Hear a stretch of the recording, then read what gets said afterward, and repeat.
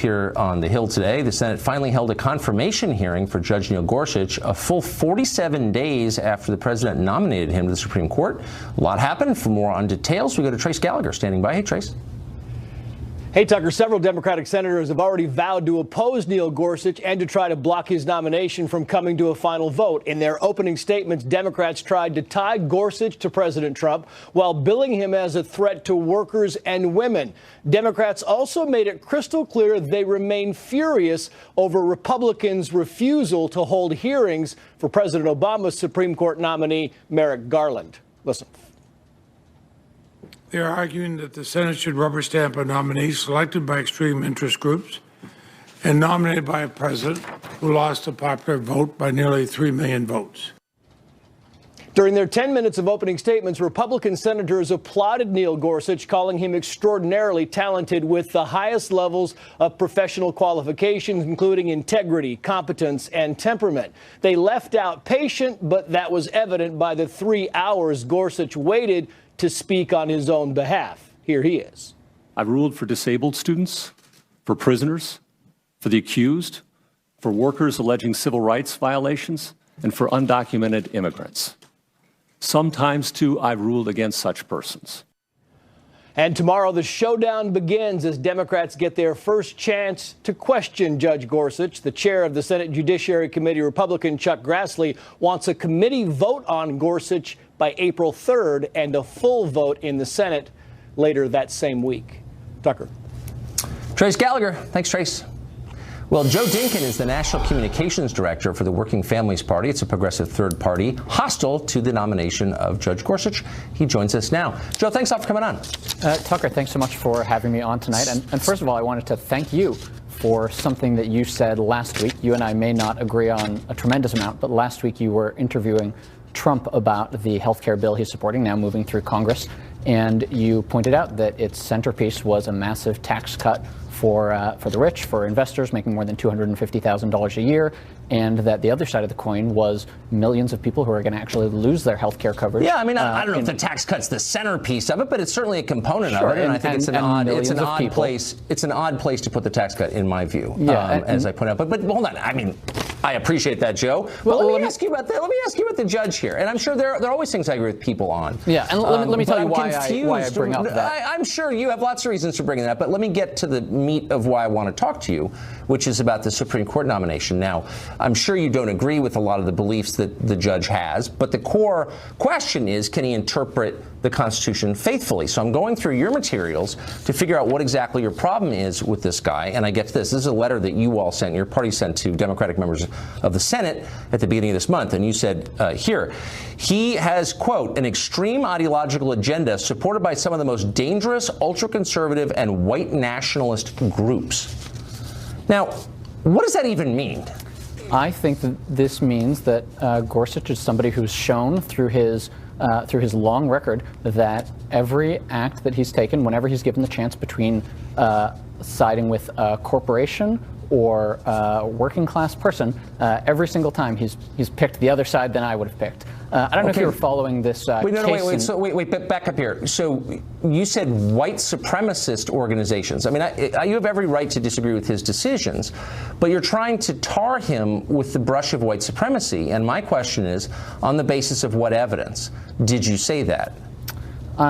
Gorsuch is, Trump has this Muslim ban he keeps trying to pass. It's been swatted down by judges twice. And the Supreme Court is just one justice away from somebody who will overrule those lower court decisions and make a Muslim ban the law of America. I thought America was a land that believed in religious freedom for all people. And I haven't heard Gorsuch forcefully denounce a Muslim ban. Have you?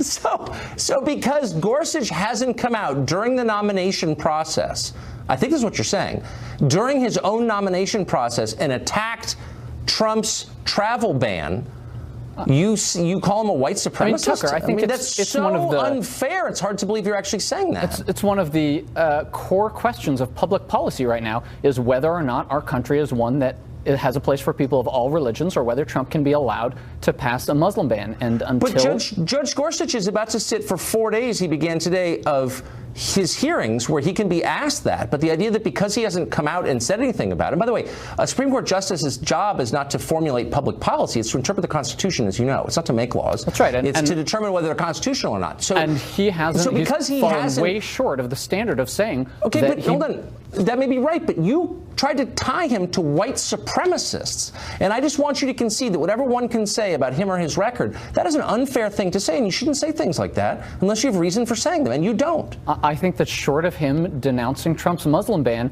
he comes pretty close to that line. So and my I think children haven't denounced Trump's Muslim ban. Are they white supremacists too? Is that the standard? I think that there are a lot of problems with the nomination of Gorsuch. He's somebody who, whenever given the choice... You said something appalling and unfair. Just concede it and let's move on. How's that? Let's move on. Okay. I wish you had conceded. I think our viewers understand, and you understand, that you did something that's indefensible, and I'm sorry that you did.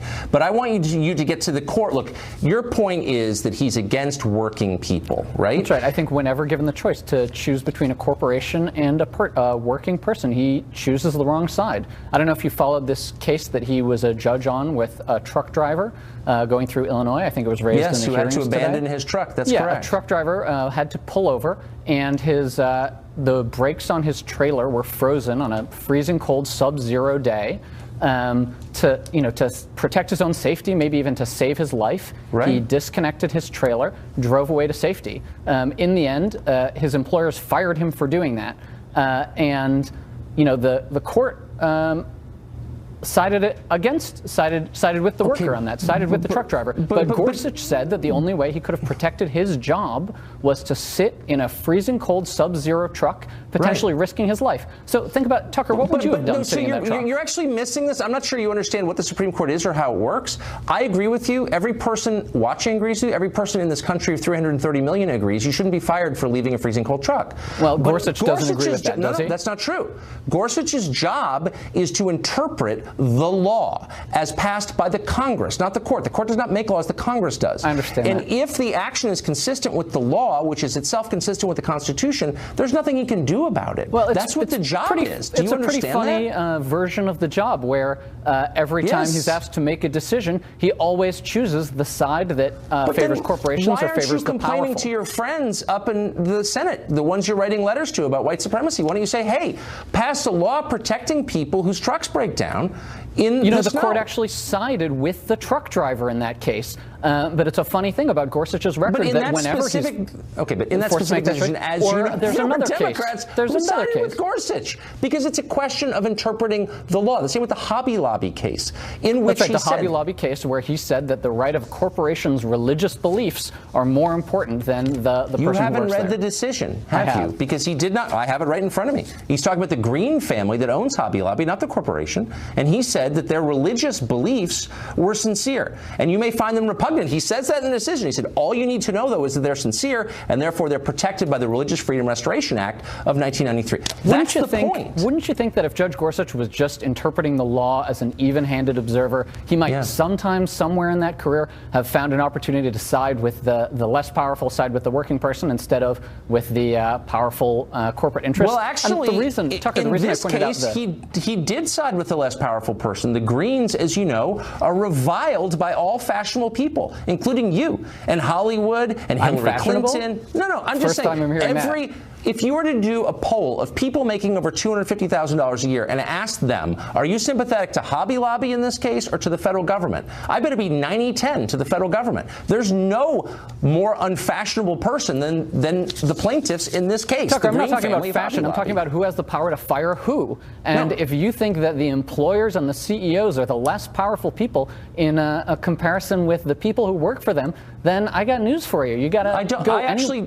I don't think that. I'm merely saying that they're not as fashionable. That these disparities are addressed in the legislative branch. We pass laws. That's what democracy is. You vote for people to pass laws. If you don't like something, you change it through legislation. That's the whole system. But you don't want to bother doing that, and so you try to put judges in who will do what you want, affect the outcome you desire. And that is not constitutional, but it's also anti-democratic. It doesn't give people a chance to vote on this stuff. No, I don't think that's right. I think that when you have a person who every single time they're asked to make the choice chooses the side of the corporation, he's somebody who thinks that the huge unlimited amount amounts of money that are currently flooding our electoral system are not enough. And the reason I connected this to healthcare up at the top of the segment is because I think it's part of a pattern where you see the Trump administration and their appointees over and over again siding with the wealthy and powerful at the expense of everybody else, whether it's their desire to roll back reforms on Wall Street, whether it's their desire Joe, I just lived through 8 years